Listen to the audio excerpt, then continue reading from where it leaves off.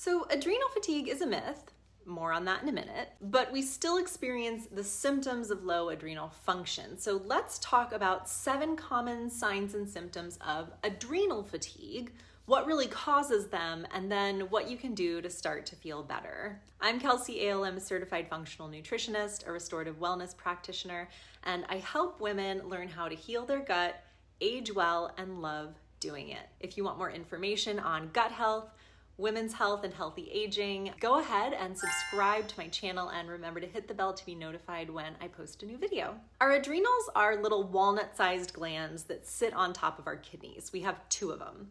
Our adrenals are key players in regulating our blood sugar, our metabolic health, our immune system, and our sex hormones. In fact, our adrenals are actually the glands that take over hormone production when we go through menopause. So it's really important that we take care of them now so they're in good shape to take over when we begin to transition through that phase in our life as women. Now, the reason I said earlier that adrenal fatigue is a myth is because we're learning that adrenal dysfunction is pretty much always an HPA axis dysfunction, which means it's our hypothalamus pituitary adrenal connection that's causing the symptoms of low adrenal output. It doesn't exist in a vacuum of just our adrenals being tired, and it's very rarely actually a problem with our adrenal glands themselves. So the adrenals aren't tired or fatigued. If anything, the brain just isn't signaling the adrenals properly, or there's something else getting in the way of those signals, so there's a miscommunication up or down the line between the brain and the adrenal glands. So when you're having any of the issues we're about to review, your adrenals are most likely fine, and it's an upstream issue that needs to be addressed. And it doesn't mean we can't do things to support the adrenals, but it's slightly more complex. And when it's all working well, the HPA axis goes like this. The hypothalamus signals the pituitary to signal the adrenals. But if we get stuck in chronic stress, regardless of the reason, the hypothalamus or pituitary can become overworked, and the signals being sent to the adrenals can stop being as effective. The receptors can even, in some cases, become kind of desensitized. And remember, your stress response in your body is exactly the same, whether it's imagined stress, like anticipating a deadline or thinking about something bad happening, or laying in bed at night worrying about what you said earlier or what you have to do the next day. It's all the same as if it's real-time experienced stress like oncoming traffic or a physical threat. Your brain can't tell the difference, so stress can 100% and does 100% lead to symptoms of adrenal fatigue, or we'll call it adrenal insufficiency. But you can also have other causes of adrenal insufficiency besides chronic emotional stress, like an underlying infection, like a gut infection that's putting stress on the body and the adrenals. Working out too hard or fasting too much can also be taxing, especially if you're a woman with hormone cycles. You can easily put yourself out of whack and overstress your adrenals with those lifestyle habits. There are a lot of ways we can get there, but at the end of the day, what we call adrenal fatigue is a symptom and not a root cause. And so some of the most common symptoms of this symptom are difficulty getting up in the morning. Coffee is your motivation, your raison d'être, your reason for being. The only way you can become a person in the morning is with caffeine or other stimulants. When the adrenals aren't functioning properly, your cortisol cycle, your circadian rhythm is off, and instead of having a peak of cortisol in the morning to wake you up, you kind of just flatline.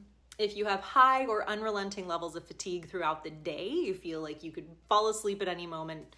In fact, you might force yourself to move more because you know if you stop and sit down, you won't be able to get back up again. This can also be a sign of adrenal insufficiency. If your adrenals are tapped out, you may notice an inability to handle stress. You can be easily overwhelmed, and even little things that used to just roll off your back can now cause you to break down. You also probably can't sleep either. You either have trouble falling asleep or trouble staying asleep. You may find that when you lay down at night to go to bed, you're met with a totally racing mind. Again, cortisol and adrenal health is directly tied to our circadian rhythm, and a disrupted cortisol rhythm can mean you flatline, like we already talked about, or you have a backwards or inverted circadian rhythm where you have low energy in the morning and actually that ramps up and you have higher energy at night. Imbalanced blood sugar, even with a good diet, can be a telltale sign of adrenal insufficiency. So if you're eating good amounts of fats and protein and sticking to primarily complex carbs and making sure your meals are balanced, and you're still having blood sugar dysregulation, it could be a sign of adrenal fatigue. Our adrenals help regulate our blood sugar by producing little spurts of cortisol when our blood sugar drops too low. And if the adrenals aren't doing that efficiently, it can cause symptoms of hypoglycemia and low blood sugar like dizziness and irritability and hangriness before meals.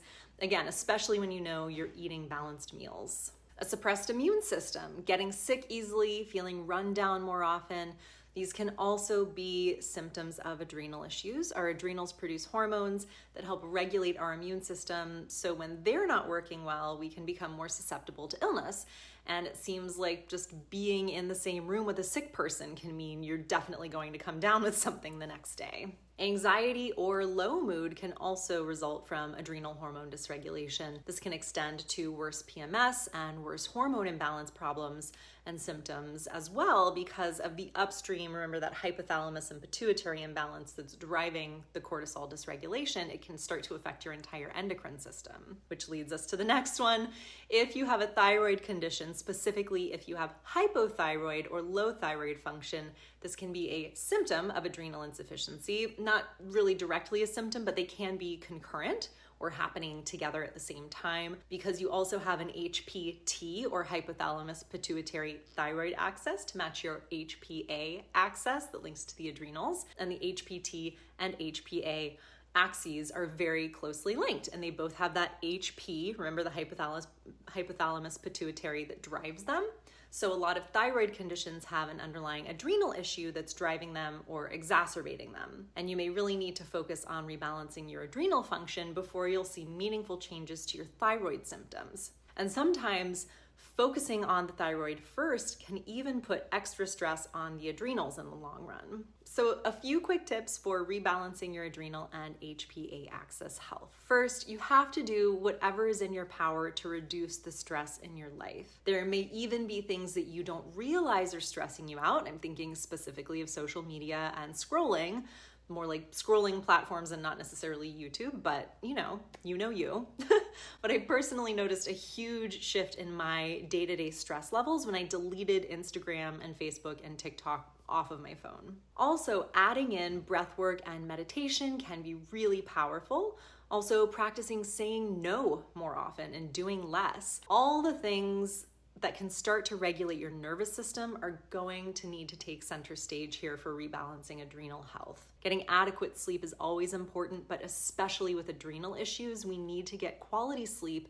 And it's really helpful if we get into a sleep rhythm and go to bed and wake up at the same time every day. This can start to retrain our cortisol cycle or our circadian rhythm in our body to be higher in the morning and lower at night, which is just what we want it to be. Now, making sure you're eating to balance your blood sugar is going to be super helpful. Getting in plenty of fiber and healthy fats and proteins and complex carbs is going to do you well. There are also some vitamins and minerals that you can focus on, in particular vitamin B5, pantothenic acid. It helps with the production of cortisol and proper functioning of the adrenals. Vitamin C is also necessary for adrenal function and cortisol production, and it is one of the first vitamins we deplete when we're chronically stressed. Magnesium and zinc are also two important minerals that support adrenal function and health. So deficiencies in these vitamins and minerals and several others can contribute to adrenal insufficiency. So a good vitamin B complex and some multiminerals can be really helpful for supporting